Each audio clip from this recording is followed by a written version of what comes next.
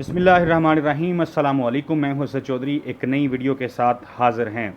FATF की grey list से निकलने का मामला, उसके ऊपर अभी तक बहस जो है वो ख़त्म होने का नाम नहीं ले रही। दूसरी जानिब जो लोग सवाल कर रहे थे कि वो कौन था, अब वो उनका सवाल जो है वो दोबारा उसी शिद्दत के साथ एक दफ़ा फिर से शुरू हो चुका है। इसके साथ साथ एक मामला ये है कि चेयरमैन तहरीक इंसाफ इमरान खान ने कल यानी इतवार के रोज़ मुल्क भर में मुख्तलिफ शहरों में आवाम को कॉल दी है कि वो महंगाई के ख़िलाफ़ जो हैं हुकूमत और महंगाई के ख़िलाफ़ बाहर निकलें।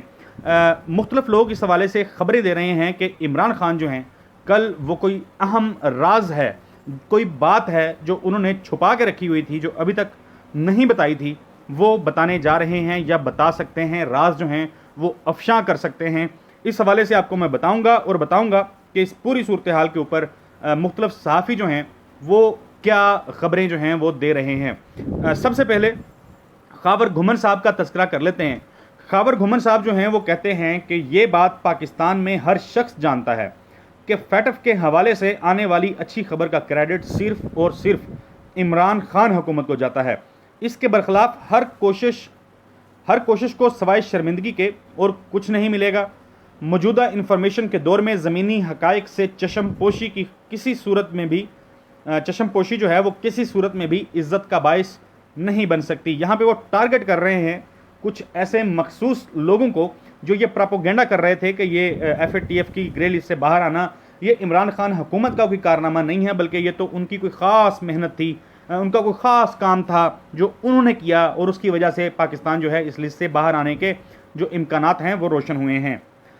एक और बड़ी मुज़हिका खेज़ किस्म की, बड़ी मज़ाहिया किस्म की एक ख़बर आज कुछ TV चैनल्स ने नशर की। इंतहाई यानी जिसको कहते हैं ना कि शर्म, जिससे देने वालों को, ख़बर देने वालों को भी शर्म आनी चाहिए थी कि वो मजाक उड़ाने की जिस तरह की कोशिश की गई सारे सिनेरियो की। ख़बर क्या है जी, इमरान रियाज खान साहब ने उसके हवाले से ट्वीट किया है। वो कहते हैं तोबा तोबा, ब्रेकिंग न्यूज़। एक ख़बर के मुताबिक चेयरमैन नैब की तैनाती पर राजा रियाज और शहबाज शरीफ में इख्तलाफात और डेडलॉक। राजा रियाज जो हैं वो अपोजिशन लीडर हैं कौमी असम्बली में। जो भी चेयरमैन नैब जो है तैनात होना है वो राजा रियाज और शहबाज शरीफ की मशावरत से तैनात होना है।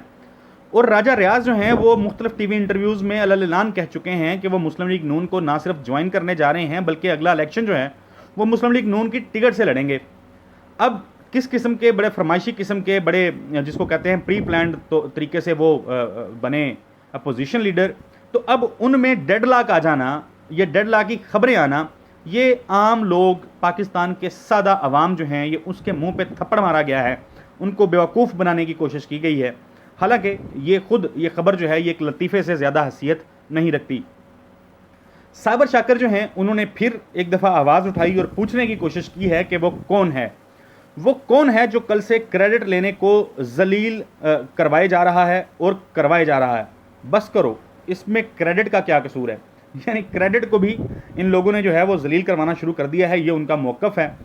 अर्शी शरीफ साहब जो हैं वो उन्होंने एक सीरीज़ शुरू की थी, वो गंजा शैतान गालिबन कहते थे, फिर कुछ और टर्म्स उन्होंने यूज़ की। अब एक और नई टर्म है जिसके हवाले से वो लिख रहे हैं।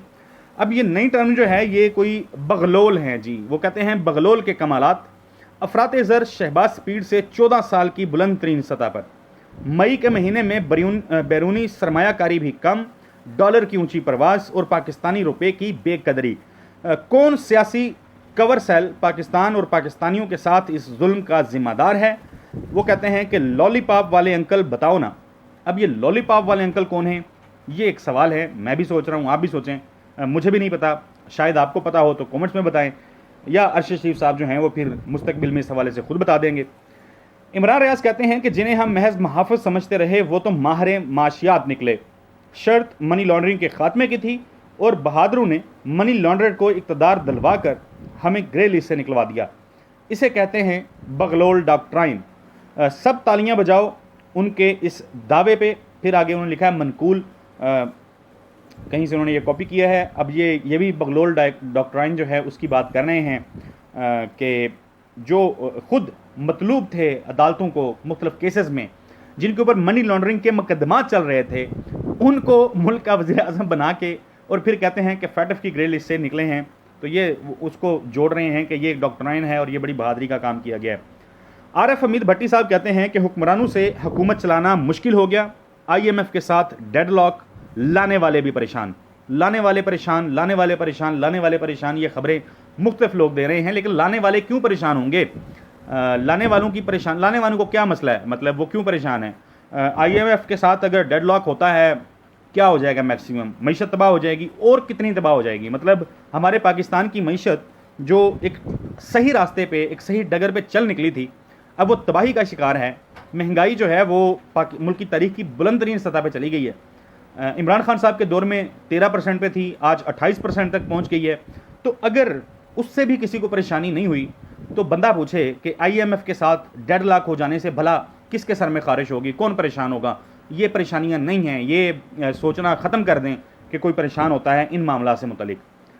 आरिफ हमीद भट्टी कहते हैं कि हर दौर में पुरकशिश ओहदे लेने वाले अफसर हर नाजायज़ काम करने के लिए तैयार रहते हैं, यही सिलसिला आज भी जारी है। उनका एक ही मकसद है, मुझे नोट दिखा मेरा मूड बने। #माफिया फिर उन्होंने डाला। माफिया कौन है सारे जानते हैं। उमर जट साहब सीनियर सहाफ़ी हैं, रिपोर्टर हैं, बड़े ज़बरदस्त नौजवान टैलेंटेड, दुनिया न्यूज़ के लिए इमरान खान साहब पाकिस्तान तहरीक इंसाफ की बीट को कवर करते हैं, हमारे बहुत अच्छे दोस्त हैं, हमारे बहुत अच्छे भाई हैं। वो लिखते हैं कि खुर्रम दस्तगीर साहब ने एक TV प्रोग्राम में सच्चे इंकशाफात किए हैं और PDM इत्तेहाद की असल हकीकत बयान की है। उन्होंने गुफ्तगू में अदारों के हवाले से जो गुफ्तगू की, क्या इस पर कोई प्रेस कॉन्फ्रेंस करके वजाहत देगा? खुर्रम दस्तगीर साहब ने, जिसको कहते हैं ना कि बिल्ली थैले से बाहर आ जानी या बिल्ला थैले से बाहर आ गया है, वो कहते हैं कि इस हुकूमत को इसलिए बदला गया क्योंकि हमें पता चल चुका था कि इस साल के आखिर पे एक अहम तैनाती होनी है और उस तैनाती के बाद जो प्लान है वो ये है कि 100 के करीब जो हैं नई अदालतें बनाई जाएंगी, एहतसाब कोर्ट्स जो हैं वो बनाई जाएंगी। और फिर उन्होंने कहा कि ये जो जितने लोग उस वक्त के पोजीशन में मौजूद थे, यानी जो अब मुल्क चला रहे हैं, यानी जो जिनके ऊपर केसेस हैं मुबैना तौर पे, जो मनी लॉन्ड्रिंग करते हैं, करप्शन करते हैं, मुल्क लौटते हैं, किक बैक्स लेते हैं, या जिनको 10% कहा जाता है, या जो जो टर्म्स यूज़ होती हैं, वो कहते हैं कि हमें पता चल गया था, मुसद्दिका खबर थी कि इन तमाम लोगों को ना अहल कर दिया जाएगा, इस मैच से, सियासी मैच से बाहर कर दिया जाएगा, ये लोग जेलों में जाएंगे, इनको सजाएं होंगी। और ये सब कब होना था? ये होना था साल के आखिर पे, नवंबर की अहम तैनाती के बाद। तो इस वजह से वो कहते हैं कि हुकूमत जो है ये बदली गई। यही इमरान खान कहते हैं, लेकिन वो ये नहीं कहते कि हमने कोई ख़ास तैनाती करनी थी, लेकिन वो कहते हैं कि भाई अब तो केसेस जो हैं वो हतमी उसमें पहुंच चुके थे, इन लोगों को सजाएं होनी थी।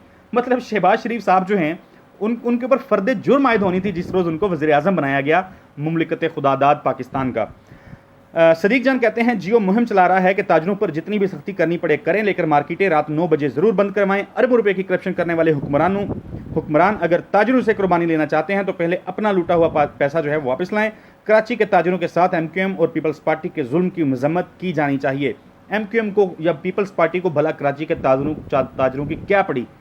उनको अपने इक़्तिदार से गर्ज है, माल से गर्ज है, रुपए पैसे से गर्ज है। कराची के लोगों को जितना बेवकूफ़ इन दो जमातों ने बनाया, इतना किसी ने नहीं बनाया। और अफसोस की बात यह है कि कराची इन लोगों के हाथों दोबारा और हमेशा इस्तेमाल होता आया है। सदीक जान कहते हैं कि इमरान खान की मुखालफत में एस्टैब्लिशमेंट और मुस्लिम लीग नून करीब आ चुके हैं। नवाज शरीफ का परवेज़ मुशर्रफ के हक़ में ट्वीट और मरीम नवाज का DGISPR का दफ़ा इस बात का सबूत है। सलीम साफ़ी, यानी सदीक जान ने सलीम साफ़ी के मुख्तलिफ बयानात में से जो अखज़ किया वो उन्होंने इस सारे अपने ट्वीट के अंदर लिखा है। रिजवान गिलज़ई बड़े ज़बरदस्त रिपोर्टर हैं, एक्सप्रेस न्यूज़ के लिए रिपोर्टिंग करते हैं, इमरान खान और PTI की बीट को कवर करते हैं। वो कहते हैं कि अगले इलेक्शन में पीपल्स पार्टी और काफ लीग के इत्तेहाद को पंजाब में हुकूमत देना मास्टर प्लान का हिस्सा था। परवेज़ लाही के डट जाने पर प्लान का यह हिस्सा अधूरा रह गया। अब जरदारी साहब खुद लाहौर में बैठेंगे, उनको ताकतवर हलकों की हमायत हासिल है। इलेक्टेबल्स को पीपल्स पार्टी में शामिल करवाया जाएगा। यानी आसफ जरदारी जो हैं अब वो बहरिया टाउन में जो बिलावल हाउस है वहाँ पे उन्होंने डेरा लगाया है, अब वो लाहौर में मौजूद रहेंगे। और रिजवान ये खबर दे रहे हैं कि अब वो मुख्तलिफ इलेक्टेबल्स जो हैं, ख़ास तौर पे कुछ लोग जो PTI में हैं, उनको तोड़ेंगे और तोड़ के पीपल्स पार्टी का हिस्सा बनाएंगे। और इस सारे काम में एस्टेब्लिशमेंट की उनको मदद जो है, मुक़्तदर अदारों की जो मदद है वो हासिल होगी। मेरे पास ज़ाती तौर पे ये मुस्तनद ख़बर मौजूद है जिसमें पाकिस्तान तहरीक इंसाफ के मुस्ताफ़ी होने वाले एक MNA हैं, उनसे भी रब्ता किया गया कुछ लोगों की जानिब से, और उन्हें कहा गया कि आप अब पाकिस्तान तहरीक इंसाफ को खैरबाद कह दें। लेकिन उन्होंने इस फरमाइश पे, ये जो उनसे की गई पाकिस्तान तहरीक इंसाफ छोड़ने की फरमाइश, उससे उन्होंने इनकार किया। ज़ाहिर है और भी बहुत से लोग होंगे और भी बहुत से MNAs होंगे PTI के जिनको ये कॉल्स जाने का सिलसिला शुरू हो चुका होगा। मुझे अगली वीडियो तक के लिए इजाज़त दीजिए। अल्लाह हाफिज़।